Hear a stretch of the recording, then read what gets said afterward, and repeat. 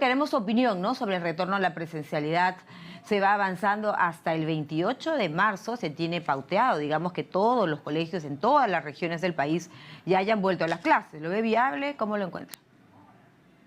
Hola María Jesús, muchas gracias por la invitación. Sí, a ver, yo creo que hay que celebrar, digamos, de que efectivamente se están dando este regreso a clases luego de 2 años y que todavía tenemos un tramo más que falta esta semana hasta el 28 y el compromiso era al 100% del regreso a clases.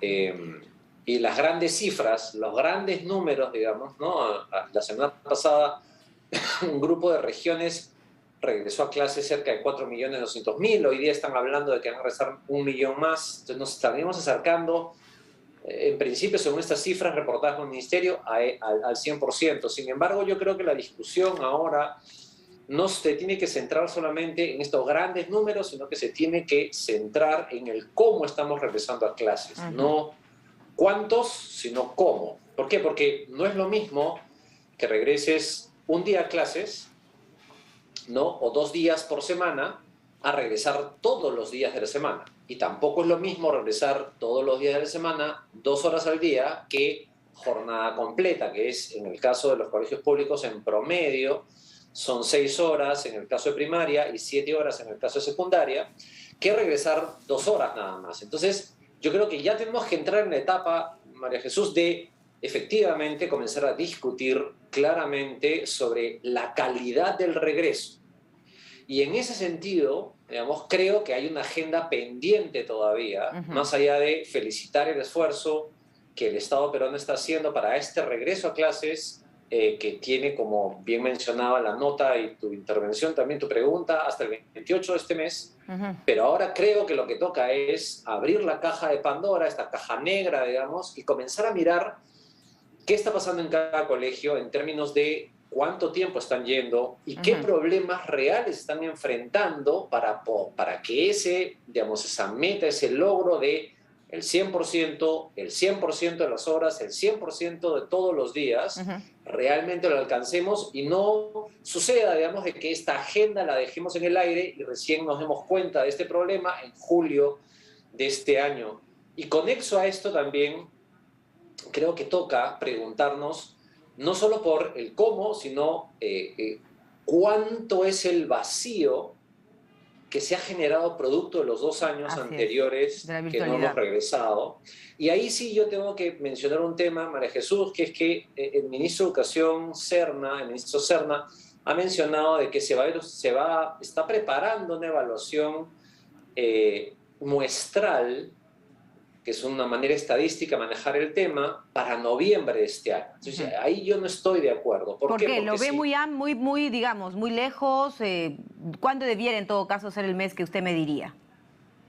yo lo que creo que debería suceder es que en este lapso de tiempo, en los primeros 2 meses de regreso a clases, deberíamos tener esa evaluación, y te explico por qué. Porque si evaluamos en noviembre, vamos a ver acumulado en los estudiantes 8 meses de clases. Entonces vamos a falsear el resultado. O sea, no vamos a poder reportar el resultado real del regreso a clases 2 años después de haberlo cerrado a cal y canto la educación en el país. Y por lo tanto quedaría poco Entonces, tiempo para la corrección, porque si es en noviembre, a diciembre se acabó el año escolar. así es, exactamente, porque además, claro, no solo es ese problema, sino que si es una evaluación muestral, los resultados salen 5 meses después. O sea, recién estaríamos todos conociendo los resultados en marzo del año siguiente, 2023, y la pregunta desde el punto de vista de la política educativa es: ¿cómo preparas el 2023 si no tienes la información correcta para poder encaminar los correctivos, pero no para el regreso, sino para el aprendizaje de los estudiantes, que me parece que es lo más crítico? Entonces, mi recomendación dentro de esta discusión del cómo, en términos de números, de tiempo de clases, también tiene que ver con una sincera apertura de parte del Ministerio y las autoridades de decirnos realmente lo antes posible, y me parece que noviembre es demasiado, cómo estamos en el tema de los aprendizajes de los estudiantes, porque es lo que más preocupa. O sea, la razón de ser un sistema educativo es que los estudiantes aprendan. Y eso es lo que necesitamos saber, digamos, ¿no? Claro, y ahora usted ha planteado efectivamente lo que ha dicho el ministro en relación a esta prueba, esta evaluación, este balance para profesores. El tema es también cómo van los alumnos, ¿no? Porque evidentemente en estos 2 años de virtualidad, ¿considera usted que aprendieron a la par, que se hizo el mejor esfuerzo seguramente en muchas instituciones educativas? Pero ¿cuál sería esa brecha? En todo caso, ¿qué tendría que hacerse? ¿Cuánto tiempo realmente va a tomar nivelar esta, ¿no?, esta diferencia? A ver, lo que nos dice la evidencia científica de investigación aplicada que están haciendo ahorita en distintos lugares del mundo. De hecho, la última pieza de información que tenemos es una que ha sido aplicada, evaluación 2019 comparada con la evaluación 2021 en el estado de Washington, en Estados Unidos. Y se ha encontrado que los retrocesos en lectura y en matemáticas son bastante amplios, pero lo más problemático, María Jesús, es que las diferencias, digamos, entre aquellos que tienen menos recursos y más recursos se han ampliado que aquellos que tienen, por ejemplo, en ese país el idioma inglés como segunda lengua y es similar al Perú, que tienen, digamos, el quechua como lengua materna y después el castellano como segunda lengua, digamos, si nosotros no tenemos, o sea, lo que la evidencia está demostrando es que mientras más tiempo estaba cerrado un colegio, mayor es la profundidad en aquellos que menos oportunidades tienen regularmente en el sistema educativo peruano, que son los quechohablantes, los que viven en áreas rurales, los que viven en cinturones de pobreza de las ciudades. Entonces, tener esa información es vital para poder tomar decisiones. No solo eso, sino que además, digamos, se calcula que el golpe, digamos, dependiendo del nivel socioeconómico, por ejemplo, llega a ser de pérdida entre el 70 y hasta el 90% de aprendizajes. Perfecto. O sea, es decir... Y por lo tanto, según lo que usted nos dice, ahí la brecha pues se expande, es más grande, ¿no es cierto? Y por lo tanto, y más seguramente va a demandar mucho más trabajo que hacer para nivelarlos, ¿no? Para nivelar a estos alumnos, a estos niños de lugares alejados, donde no llega internet, donde no se entiende la posibilidad de la tecnología. No, y no solo eso, sino que también, digamos, a lo largo de la pandemia hemos visto distintos reportajes periodísticos levantados por ustedes, la prensa, de que no hay que irnos tan lejos, digamos, a la ruralidad complicada en nuestro país, sino simplemente hay que irnos aquí, digamos, a un conjunto de espacios en Lima metropolitana, en las grandes ciudades de nuestro país, donde la conectividad era un problema, no habían los megas, no habían los dispositivos, o sea, no hay que irnos muy lejos para poder prever la profundidad de la crisis que vamos a enfrentar. Para que te des una idea, el Banco Mundial hizo un cálculo a julio de este año, del año pasado, perdón, para el caso peruano, y calculó que más o menos íbamos a retroceder en términos de aprendizajes a niveles del 2011 o 2010, es decir, hemos perdido 10 años en crecimiento de aprendizajes calculados, de nuevo, digamos, es una estimación, porque no hay evaluación, por eso es que es tan importante el tema de la evaluación para poder dimensionar la crisis y lo que se tiene que hacer después para recuperar este tema. Ahora, quisiera preguntarle, usted que es un experto y además estudia el tema, ¿qué países debiéramos mirar, tratar de copiar? No sé, sería muy ambicioso pedir algo como en Singapur de pronto, ¿no?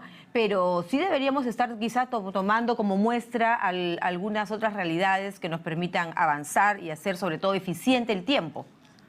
Yo recomendaría mirar experiencias como las de Colombia, como la de Argentina, en la ciudad de Buenos Aires, como Chile, digamos, que están manteniendo un conjunto de decisiones de apertura de clases y de toma de decisiones en medidas y mecanismos que todavía en el Perú ni siquiera se están discutiendo. Ni idea. Por ejemplo, el tema del aforo, ¿no? O sea, todo en el Perú funciona al 100% salvo la escuela. O sea, eso no tiene sentido.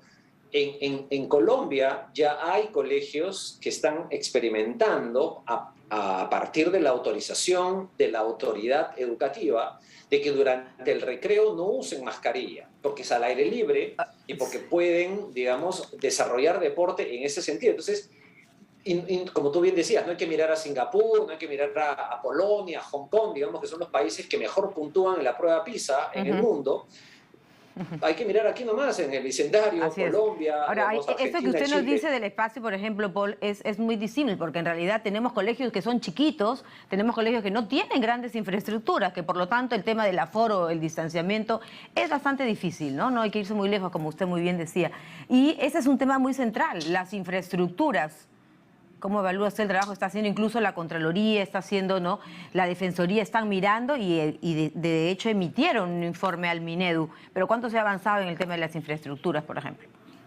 A ver, respecto al informe que ha publicado el día jueves, la Contraloría General de la República, que ha hecho un proceso de veeduría y de control permanente, digamos, desde la mitad de enero hasta la primera semana de febrero, ha encontrado una muestra grande, estadísticamente significativa, muy potente, de cerca de 6.800 instituciones educativas en todo el país, que ha visitado y ha encontrado problemas recurrentes y serios, digamos, de la infraestructura que ponen en riesgo el regreso a clases. Por eso es que es tan importante la discusión del cómo, María Jesús, porque Total. no basta solo decir, han regresado 4.800.000 estudiantes o 200.000 estudiantes, sino que cómo están regresando, cómo está la infraestructura. Y de ahí hay una pregunta que queda dando vueltas respecto al tema del control y ¿La vacuna? el monitoreo de los fondos públicos que se han destinado para mantenimiento de los colegios, que no hay todavía un mecanismo claro que ayude a entender cómo se ha hecho este proceso y qué beneficios ha tenido, digamos, el colegio en términos de mantenimiento Así en es. los últimos 3 años. Entonces, ahí hay un espacio que tiene que dilucidarse. La Contraloría se ha comprometido a hacer un segundo proceso de revisión en el mes de abril o mayo, y yo creo que vamos a tener una fotografía y un análisis radiográfico, digamos, muy potente de la situación de la infraestructura que no está diciendo el Ministerio de Educación, no lo está transparentando. Y ese es un tema que sí tiene que discutirse en otros espacios también, de que el Ministerio de Educación tiene que abrir más las puertas para conocer la información y poderlo ayudar. En el fondo, este es un proceso de regreso a clases de toda la sociedad peruana, no Así solo el es, de Ministerio todo de el Educación. país. Ha planteado el presidente de la República hace algunos minutos en el monitoreo de retorno a la presencialidad, por ejemplo, incluir el tema de la educación en el acuerdo nacional, ¿no? Seguramente se buscará ver al tema de la educación de manera más central. Ha planteado, por ejemplo, el acceso a las universidades. ¿Qué le parece a usted este libre acceso a las universidades? ¿Debe, por ejemplo, incluirse aquí a los institutos tecnológicos? ¿Cómo debe ser esta mirada? A ver, el Acuerdo Nacional en su decisión número 13, digamos, ya pone el tema de la educación como un derecho humano. Además, también está eso, digamos, en la Constitución de la República del Perú está reconocido como un derecho humano. Así es. Lo que toca ahora, más bien, digamos, es la gestión. Es la Implementarlo. gestión, es implementarlo, eso, y ahí está el gran reto. Pero respecto al tema del ingreso Universidades. libre, así es. El foco que ha puesto el presidente Castillo está muy fuerte en el tema de la universidad y lo ha mantenido muy fuerte en el tema de la universidad. Y respecto a eso yo tengo dos reflexiones. La primera es que un país como el nuestro no solo requiere estudiantes universitarios, también requiere estudiantes técnicos. En la proporción, digamos, estadística en el Perú, de cada 4 estudiantes en educación superior, hay 3 en la universidad, o sea, 2.8, y 1.2 en institutos. ¿Cómo es la relación en ese sentido? En Alemania, por ejemplo, es a la inversa, es casi 3 estudiantes en la técnica y 1 en la universidad. Entonces, hacer un énfasis tan fuerte en el ingreso solo libre a la universidad puede ser un problema que ahonde la diferencia que existe entre universidad y técnico, cuando un país como el nuestro requiere mucho más técnicos que universitarios, porque ahora lo que está sucediendo en distintas líneas de profesión es que el universitario termina haciendo trabajo del técnico, sobre todo, por ejemplo, en ingeniería, ¿no? El jefe residente de obra, que lo puede hacer un técnico de construcción especializado, lo está haciendo un ingeniero que ha estudiado 4 o 5 años en la universidad. O sea, hay un problema ahí, digamos, que hay que resolver. Pero volviendo al punto técnico, hay que diferenciar el ingreso universal del ingreso libre. O sea, son dos cosas completamente distintas. El ingreso universal es que todos los estudiantes que salen de quinto secundaria, que son cerca de 480.000 estudiantes, ingresan directamente a la universidad. Eso sería un ingreso universal. Perfecto. Lo que se está planteando es un universo libre, un ingreso libre. ¿Qué significa eso? Que tienen que haber un conjunto de mecanismos, de criterios y de indicadores que permitan que el estudiante pueda o no matricularse directamente en la universidad sin mediar un proceso de admisión. Ojo, ¿cuál es el tema aquí? Que es que, o sea, primero, la realidad es que la universidad pública, porque esto es para la universidad pública, no puede asumir todos los estudiantes que puedan ingresar a la universidad. ¿Por qué? Porque no le alcanza el presupuesto y no le alcanza la infraestructura tampoco, porque recuerda que hay una relación entre número de estudiantes y tamaño del salón. Yo no puedo poner a un estudiante encima de otro, a pesar de que quisiera, porque necesito más infraestructura. Entonces, al final del día esto se reduce a un tema de vacantes disponibles, recursos disponibles e infraestructura disponible en las universidades. Entonces, pero hay un segundo problema escondido que tiene que ver con que las universidades públicas, gran parte de ellas, cuando hacen su proceso de admisión, ellos cobran un dinero, o sea, un recurso que es pagado por el padre de familia, solo para el proceso de admisión, y que después ese dinero lo introducen en su presupuesto para poder operar la universidad. Perfecto. Te hago un ejemplo. La Universidad San Marcos recibe dinero del Estado peruano, que acaba de anular su proceso de admisión, que ese es un tema ahí que hay que discutirlo, pero la Universidad San Marcos, más o menos, para hacer números redondos, digamos, su presupuesto son 400 millones de soles. Del Estado peruano, la Universidad San Marcos recibe como 250. Los 150 que faltan para poder cubrir el presupuesto de 400 millones de soles, lo hace con distintas actividades que la universidad, por su condición y su autonomía, y además por permiso del Estado peruano, se lo permiten. Entre ellos es la admisión.